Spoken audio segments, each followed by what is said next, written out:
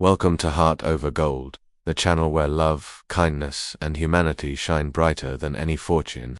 In today's story, Maeve Carter spent 7 years living quietly, hiding the fact that she came from immense wealth. Not even her former love, Daniel Hayes, knew the truth. She had given up everything for him once, but fate was about to reveal the secret she had guarded so carefully. Don't forget to like, subscribe, and share your thoughts in the comments, and keep up with our latest stories. A perfect life could be the most dangerous illusion of all. From the outside, Olivia Vincent's world looked untouchably months pregnant, married to billionaire businessman Damien Vincent, wrapped in the warmth of luxury, and awaiting the arrival of her first child. To her friends, she had it all: a devoted husband, a mansion that shimmered with glass and marble, and a future that promised only joy. But Olivia knew, even before she admitted it to herself, that perfection often came with a price. In the glittering circles of the super-rich, secrets are traded like currency, and loyalty is never given freely. It's bought, sold, or stolen. And in Damien's world, where power was more intoxicating than love, the value of a person could shift in an instant. The moment Alana Rose, Damien's ambitious mistress, stepped out from the shadows, Olivia's carefully constructed dream cracked open. It took only one deliberate shove, one brutal fall, and one devastating loss to expose the truth. The man she loved was a stranger, and the life she thought was hers had been nothing more than a cage. That evening, the golden light of sunset poured through the floor-to-ceiling windows of the Vincent mansion, spilling across polished marble floors and casting long warped shadows. On another day, Olivia would have found comfort in that glow, but tonight, it felt different, like the bars of a prison disguised in gold. She was 8 months pregnant, her body tender and heavy, every movement reminding her of the son she carried. She had named him Oscar in her heart, even though Damien preferred to call him the heir. The nursery upstairs was ready: soft cream walls, handcrafted wooden animals, and a rocking chair that creaked gently when touched. It was a room filled with peace, but Olivia felt none of it. Somewhere in the background of her mind, a storm was already gathering. Alana Rose. Olivia smoothed the silk of her maternity dress, the pale fabric flowing over her rounded belly. Damien had insisted she attend another of his so-called essential business dinners, a glittering parade of influence and wealth where she would be introduced as his radiant Madonna. In reality, she was little more than a polished trophy. At his side, the thought soured, the taste of the raspberry leaf tea in her hand. The unease had been creeping in for weeks. It began with Damien's late nights at the office, the faint traces of an expensive perfume she didn't own clinging to his suits, the way his gaze slid past her instead of landing on her. Once, he'd looked at her like she was the center of his world. Now, his eyes were cold, focused on something or someone else. Her mother, Mercedes, had seen it coming. Money doesn't buy happiness, Ollie, she had warned in her soft, knowing voice. And a man who builds his empire by crushing others will one day crush what's closest to him. At the time, Olivia brushed it off as overprotective worry. She had believed in Damien's loyalty. She had believed in their marriage. Then came the whispers. Staff murmuring about a new PR executive, Lina Rose, who was charming her way into Damien's inner circle. Olivia ignored it. Then she found a receipt for a diamond bracelet in Damien's jacket. He claimed it was for a client. He smiled when he said it, but the smile never reached his eyes. The final blow was an email. No words, just a photograph of Damien and a striking woman with jet black hair, kissing passionately on a hotel balcony in the French Riviera. It was the same trip he had claimed was a solo business venture. Seeing it had stolen her breath. When she confronted him, photograph trembling in her hand, he didn't deny it. Instead, he turned the blame on her. "You're being paranoid, Olivia. You're pregnant, your hormones are everywhere. That photo's a fake, probably from my rivals trying to ruin me. You think I'd risk everything for some fling?" He said it so convincingly that for a fleeting moment, she almost believed him. But at night, lying beside him while he slept, the truth whispered in her ear like poison. And tonight, those whispers had become a roar. The mansion was alive with the sounds of arriving guests' laughter, champagne flutes clinking, voices full of careless joy. Olivia moved through the crowd, every step measured, her smile as carefully painted as her makeup. And then she saw them. Damien, flawless in his custom-tailored Tom Ford suit, and beside him, Alana Rose, her red dress a slash of fire against the muted elegance of the room. Alana laughed at something Damien said, leaning in close, her hand resting on his arm a moment too long. It was bold, shameless. Olivia's heart thudded, but she kept her composure. She had to, for her dignity and for the baby. Later, during dinner, fate placed Alana directly across from her. "Olivia, you look radiant," Alana said sweetly. "Pregnancy suits you." Olivia met her gaze. "Thank you, Alana. I trust you're enjoying your first Vincent dinner." "Oh, immensely," Alana replied, her lips curving. "Damien has been such a wonderful mentor." The word hung between them, weighted with unspoken meaning. Damien, seated at the head of the table, told grand stories of his latest corporate victories, but Olivia noticed the subtle glances he and Alana exchanged, the private flickers of amusement. After dinner, Olivia escaped to the terrace, breathing in the cool night air. She wrapped her arms around her belly, staring at the city. That's when she heard the voice behind her smooth sharp, "He'll never leave you, you know." Alana stepped forward, champagne in hand, her expression tinged with smug pity. "He may be married to you, but he belongs to me. This house, this life, it's not for someone like you. You're too soft, too simple." Olivia's fear hardened. "And you think you're what he wants? You're a cheap social climbing parasite." Alana laughed, a sound as cruel as it was beautiful. "I'm what he needs. You're just the pretty incubator for his heir. Once you've served your purpose." She didn't finish the sentence. She didn't have to. "Get out of my house," Olivia said, voice low and trembling with rage. "Your house," Alana purred, stepping closer. "It'll be mine soon enough."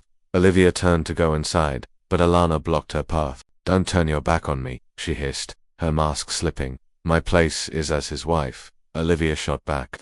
"Something you'll never be." Something in Alana's eyes cracked, unleashing a venomous fury. And then it happened. The polished, mahogany staircase loomed just inside the terrace doors. With deliberate force, Alana shoved Olivia hard. It was no accident. Olivia's body lurched forward, weightless for a split second, her vision filled with the sparkling chandelier above. The marble floor rushed up to meet her in a blur of pain and sound. She landed with a sickening thud, agony radiating through her body. She felt the warm, wet bloom of blood spreading beneath her. Her baby. She looked up through the blur of pain and saw Damien at the top of the stairs, his face calm to calm. He met Alana's gaze. Something unspoken passed between them. He started down slowly, parting the crowd with his presence. He knelt not beside her, but just far enough to keep his hands clean. "What have you done, Olivia?" he murmured, loud enough for her to hear but quiet enough to sound concerned to the guests. Always so clumsy. It was then she knew he was protecting her attacker, and he always would. "I saw the whole thing. Mrs. Rose deliberately pushed you." The confirmation was a relief, a validation of her sanity. "Are you going to testify? Will you tell the police what you saw?" Julian hesitated. His eyes were clouded with internal conflict. "It's not that simple, Mrs. Vincent. Damien, he signs my paycheck. A very generous one. I have a family." Hope flickered. Indeed, of course. Damien's money bought loyalty. Or at least it bought silence, so you're just going to let him get away with it. You're going to let them destroy my life and say nothing. "I didn't say that," Julian said. His voice was firm. "Damien, Vincent is a powerful man. The police are often on the payroll of powerful men. A direct accusation from me would be my word against his and his mistress's. He would crush me and it wouldn't help you." He leaned in closer, his voice dropped to a whisper. "But there are other ways. Damien has secrets. More secrets than you can imagine. Things money can't erase. If you want to fight him, you can't do it head on. You have to be smarter. You have to find his weakness." He stood to Olivia. "I have access to things. Security logs, financial records. If you Decidoe want to fight, I can help you find the ammunition, but you have to be sure. Once you start this war, there's no turning back." He placed a small encrypted USB drive on the nightstand. "This is the security footage from the staircase. The main camera was malfunctioning, according to the official report, but I have my own backups. It's not perfect quality, but it shows what happened. It's your insurance policy." With one last meaningful look, he was gone. Olivia was left staring at the USB drive. It was a lifeline, a weapon, a declaration of where. The grief for her son was a cold, heavy stone in her heart, but now it was surrounded by a white-hot fire of rage. Damien had underestimated her. He had seen her as a soft, simple trophy. He had no idea of the strength that is forged in the fires of betrayal and loss.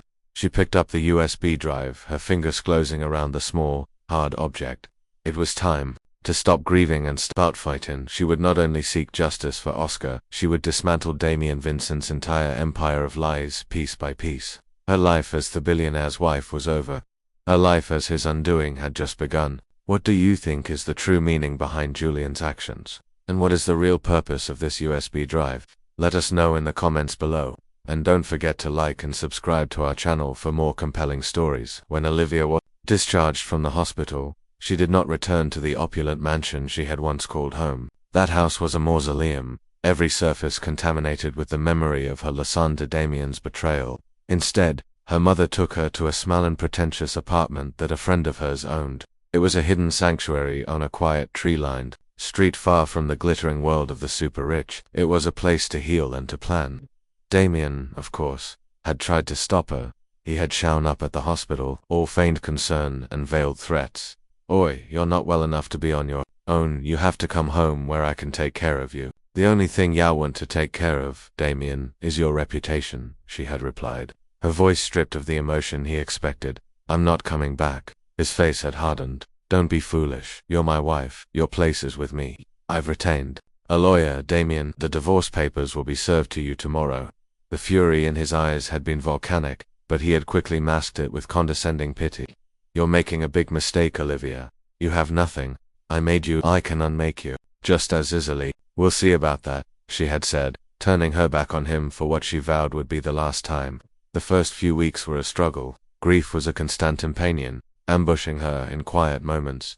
The sight of a mother with Ababy, a glimpse of a toy in a store window, anything could trigger a fresh wave of despair, but her mother was her rock, her quiet strength, a constant source of support, and the fire of her rage, her thirst for justice, was a powerful fuel. With the help of her lawyer, a sharp no-nonsense woman her friend had recommended, she began building her case, but it was a daunting task. Damien's lawyers were a Forbiddy Blexpens team who immediately went on the offensive, painting Olivia as an unstable, vengeful woman lashing out after a tragic accident. They contested the divorce petition, claiming Damien was a devoted husband, desperate to help his wife through her mental health crisis. The security footage Julian had given her was her trump card. They watched it together in the lawyer's office, the grainy black and white images chronicling the nightmare. There it was, Alan's deliberate, two-handed shove. It was damning. "This is it," her lawyer said. Her voice was grim. "This is what we need." But when they presented it as part of their initial filing, Damien's team was ready. They produced a forensic expert who claimed the footage had been doctored, that pixels had been manipulated. He presented a slick, convincing report filled with technical jargon that was designed to confuse and overwhelm. They argued that the footage from Julian Cortez, an employee who had been recently fired for cause, was an act of vengeance. They were using her own evidence against her. Olivia felt a chill of despair. Damien's power was like a hydra. For every head she cut off, two more grew in its place. He wasn't just fighting her in the legal arena. He was fighting her in the court of public opinion. News articles began to appear, curated by Alana's PR machine. They were subtle at first, expressing concern for the reclusive Mrs. Vincent, hinting at a history of emotional instability. Anonymous sources spoke of her erratic behavior in the months leading up to the accident. They were slowly and methodically assassinating her character, laying the groundwork to completely discredit her. It was then that Olivia knew she had to take Julian's advice. She couldn't win a head-on fight. She had to find the secrets he had spoken of, the cracks in Damien's carefully constructed facade. She contacted Julian through a secure encrypted messaging app. He responded almost immediately. They met in a busy, noisy coffee shop. The anonymity of the setting served as a shield. "He's trying to bury me, Julian," she said. Her voice was low. "He's twisting everything." "I told you he would," Julian replied. His face was serious. "He controls the narrative. You have to find a truth he can't manipulate." He slid a plain manila envelope across the table. "I can't be seen giving you anything else. This is all I can do. After this, you're on your own." Her heart pounded as she took the envelope. "What is it?" "It's a key, not a physical one. A name. A project Damien was involved in years ago before he became the tech titan he is today. It was called Project Icarus. He buried it deep. Everyone involved was either bought off or silenced. If you can figure out what it was, you'll have him." "Project Icarus," she repeated. "What did it do?" "That's for you to find out," Julian said, standing up. "Be careful, Olivia. He's more dangerous than you know." The search for Project Icarus became her obsession. It was a ghost. There was no mention of it online. No record in any of Damien's official company histories. It was as if it had never existed. Olivia spent countless hours in the small apartment, sifting through old tech magazines, news articles, and forum posts from the early days of Damien's career. Her background as a curator had honed her research skills, her ability to find connections and follow faint trails. The first breakthrough came from a disgruntled former employee she found on a niche tech forum. He was bitter, claiming Damien had stolen his ideas. In a long rambling post, he mentioned a vanity project Damien had poured millions into, something about predictive analytics before shutting it down abruptly. He didn't use the name Icarus, but Thetamline matched. Olivia, using a pseudonym, reached out to him in a private message. It took days of careful persuasion, of playing to his ego and his sense of injustice. But he finally gave her another piece of the puzzle. The name of a lead programmer on the project, a man named Ben Carter, who had reportedly had a complete nervous breakdown while long after the project was shuttered and had disappeared from the tech world altogether. Finding Ben Carter was even harder. He had gone completely off the grid. Olivia felt like she was hitting a dead end. The legal bills were piling up, and her mother grew more and more worried about the all-consuming quest. Ollie, maybe it's time to let it go. Mercedes a go-down night, placing a bowl of soup in front of her that she knew Olivia needed. You have enough to fight in Thedivores. Let the lawyers handle it. This is destroying you. It's the only thing keeping me alive, Mum, Olivia whispered, her eyes burning from staring at the computer screen. If I stop, he wins. He gets away with this with her after he killed my son. I can't let that happen. Her breakthrough came from an unexpected source. While looking through old photos from her marriage, a shoebox full of mementos that now felt as if they belonged to someone else. She found a photo from a company retreat years ago. In the background, partially obscured, was a man with kind eyes and a familiar face. On the back, Damien's handwriting listed the names of the people in the photo. Ben Carter. She recalled Damien having talked about him once with a dismissive wave of his hand. A brilliant programmer, a little eccentric, couldn't handle the pressure. She also recalled something else, a casual mention of where Ben grew up. A small, forgotten town in rural Spain. It was a long shot, a desperate gamble, but it was all she had.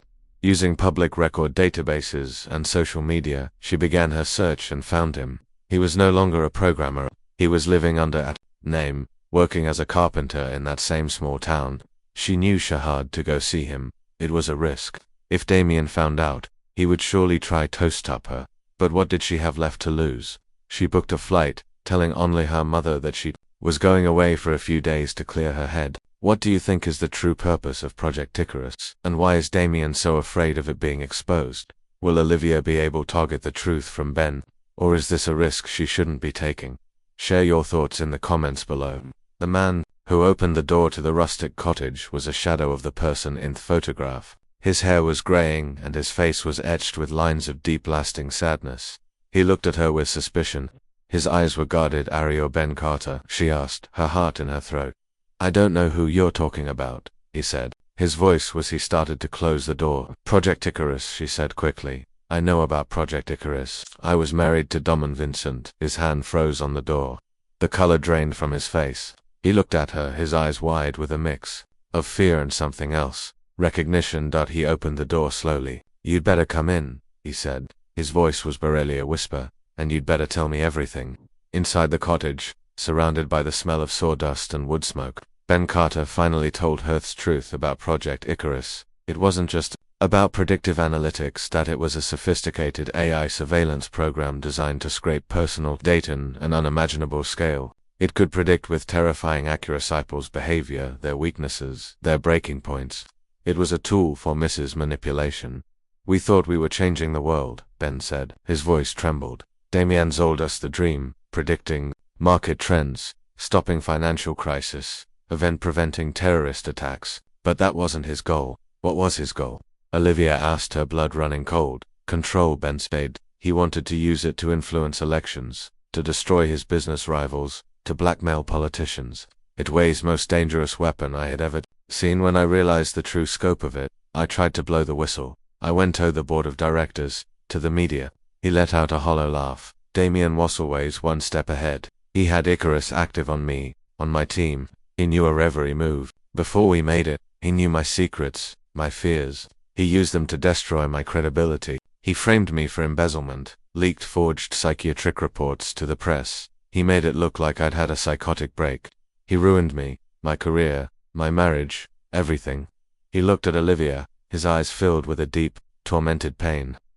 Did Art just shut the project down? He took the source code. He has a private, more powerful version that he still uses. That it's the source of his power. It's how he anticipates every threat. It's how he neutralizes every rival. Olivia finally understood. Damien hadn't just been manipulating her, he had been using his monstrous creation against her. He knew her vulnerabilities, her deepest fears. He had likely predicted her every reaction to his affair, to the confrontation, to the loss of their son. He hadn't been indifferent, he had been in control. "Can you prove it?" she asked. Her voice was trembling with the enormity of the revelation. "Do you have any evidence, anything left of the original project?" Ben shook his head sadly. He wiped everything out. Or so he thinks. He walked to a dusty old trunk in the corner of the room. He opened it and pulled out a heavily worn laptop. "I kept a back door, a kill switch, a single piece of code that could expose the entire system and make it collapse. I was always too afraid to use it. He promised me that if I stayed silent, Hugh would leave me alone.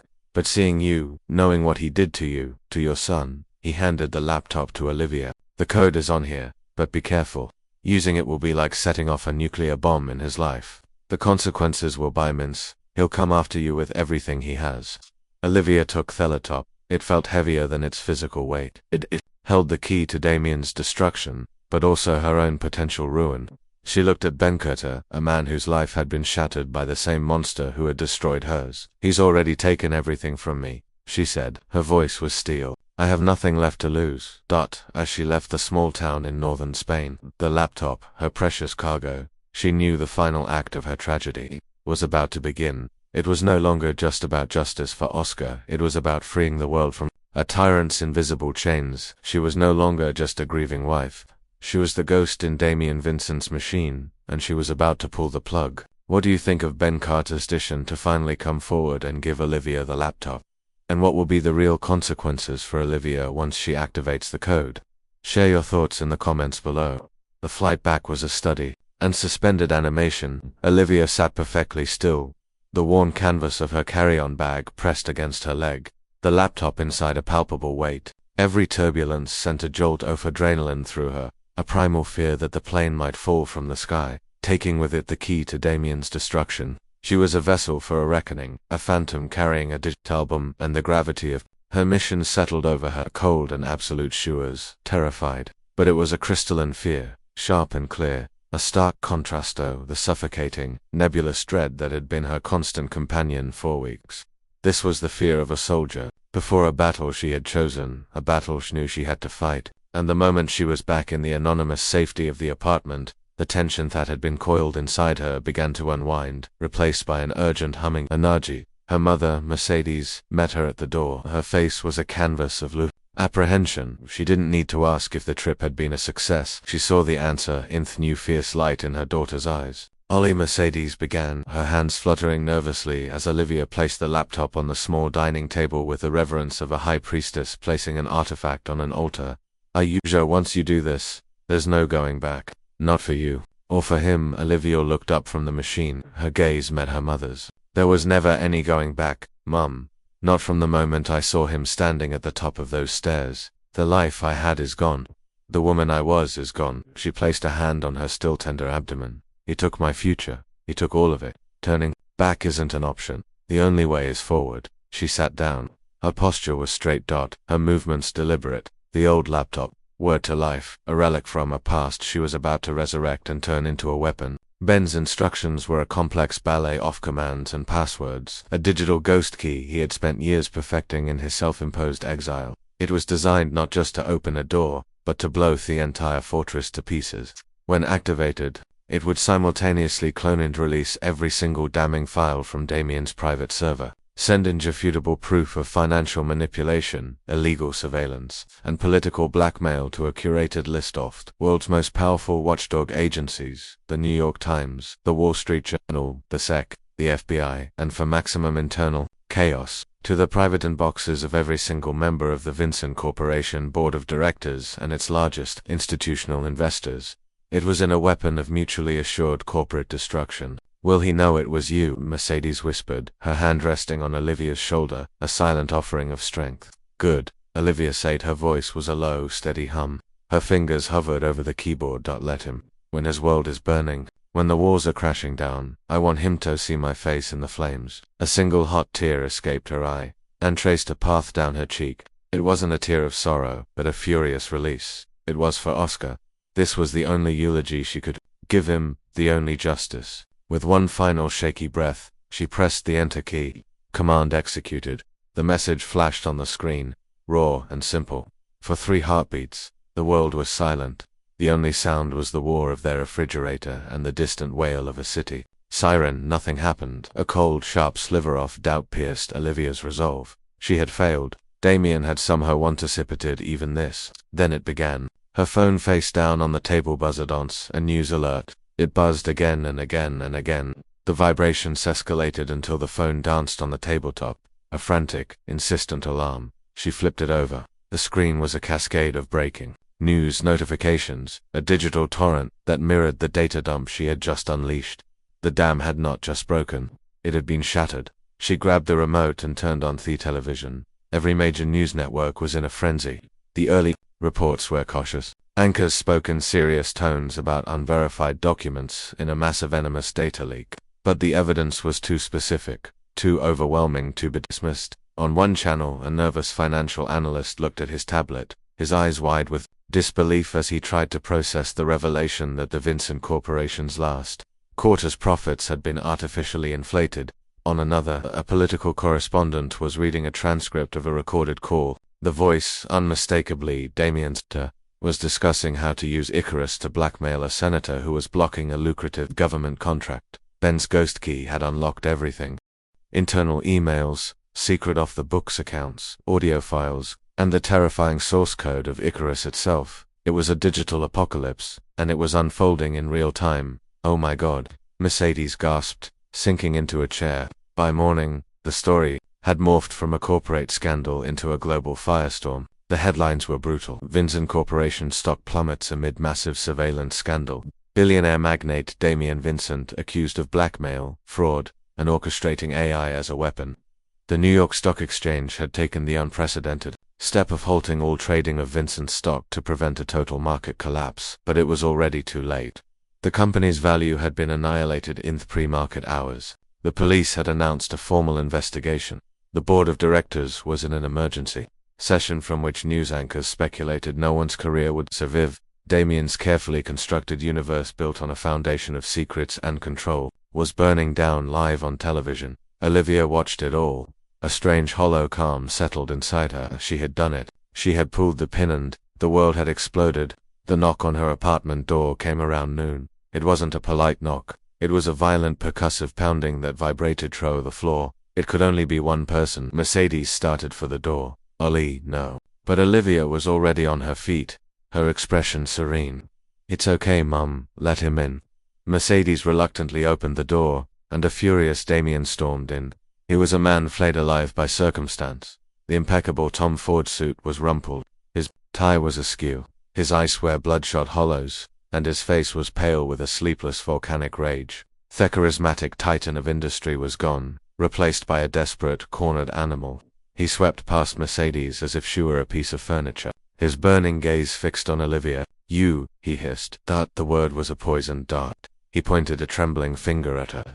His whole body shook with barely contained fury. This was you. Me, Olivia replied. Her voice was as calm and cold as his was hot and hoarse. She had imagined this 1,000 times. She had rehearsed it over and over in the desolate theater of her mind.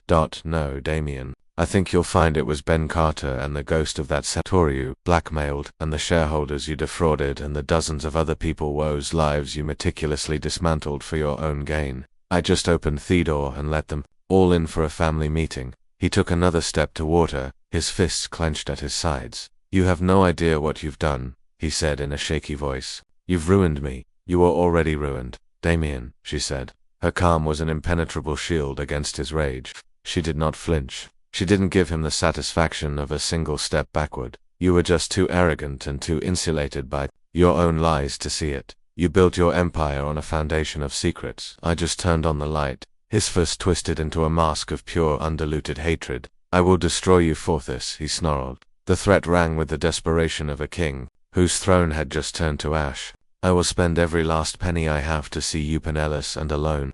I will drag your name through the mud until no one in this world will look at you without spitting threats. Damien, is that all you have left? A sad knowing smile touched her lips. You have nothing left to threaten me with. Your money is a ghost, frozen and worthless. Your name is poison. And as for being alone, I have been completely alone since the day I finally realized the man I loved was a monster. Her voice broke, then the ice of composure finally shattered to reveal the raw wound underneath. I've been alone since the day you stood at the top of those stairs, watching me, bleeding on the marble. And you chose her, you chose your image, you chose your image, you chose our son die, Damien, and you did nothing. The mention of their son, of Oscar, was the only blow that seemed to land. It broke through the wall of narcissistic rage and struck something human inside him. His face went slack. The fury was extinguished momentarily by a flash of genuine agonizing pain. For one fleeting second he looked like a truly lost man. I didn't, he began. His voice cracked. The words caught in his throat. I never wanted that to happen, but it did, Olivia whispered, her own tears now flowing freely. It did, and in the only moment that truly mattered. You weren't my husband, you weren't his father. You were just a man evaluating a PR problem. The apartment door, which Merced hadn't had time to close, burst open again. This time it was two grim-faced detectives, and standing just behind them, his expression a mask of was Julian Cortez. Damien's head snapped to them, his gaze locked on Julian. His shock instantly curdled into a look of deep poisonous Criel. You, he gasped. Julian met his former boss's gaze without flinching. His duty to Damien was over. His duty to the truth was that remained. Damien Vincent, the lead detective said, his voice echoing in the suddenly silent room.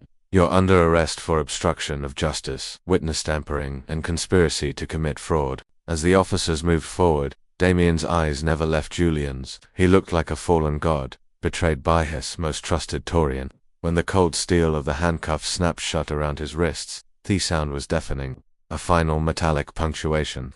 On the end of his reign, in that very moment, the perfectly mad-up face of Alana Rose appeared on the television screen behind him. She was standing on the steps of the Vincent Tower, surrounded by a throng of reporters, giving an impromptu press conference. It was a masterclass of calculated grief, dabbing her beautiful dry eyes with a tissue. I had no idea any of this, he wailed. Her voice trembled with practiced sincerity. Mr. Vincent Damien, he manipulated me just as he manipulated everyone else. I'm just as much a victim in this as his poor, long-suffering wife. She looked directly into the camera. A single tear finally escaped and traced a perfect path down her cheek. Of course, I will cooperate fully with the FBI's investigation. Olivia let out a short, bitter laugh. The consummate parasite, detaching herself from her dying host with expertise and already auditioning for her next role. It was a brilliant performance, but it no longer mattered. Alana was a symptom. Damien was the disease, and the disease had just been cut out. As the detectives led a stunned and defeated Damien out of her apartment and out of her life, a profound silence.